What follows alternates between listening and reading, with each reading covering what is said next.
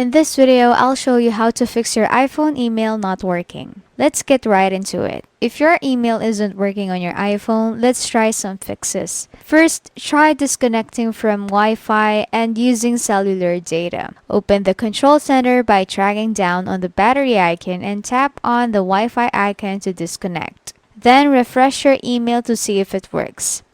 If it still doesn't work, make sure you're in your general inbox and haven't applied any filters.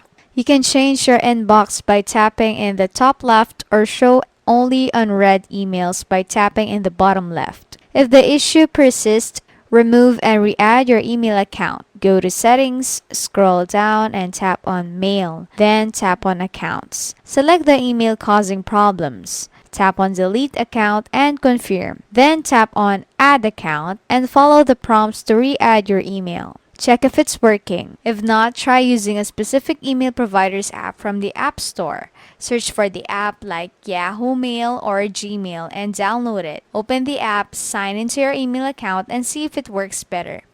Most email providers have their own dedicated apps. If you found this helpful, please consider subscribing and leaving a like.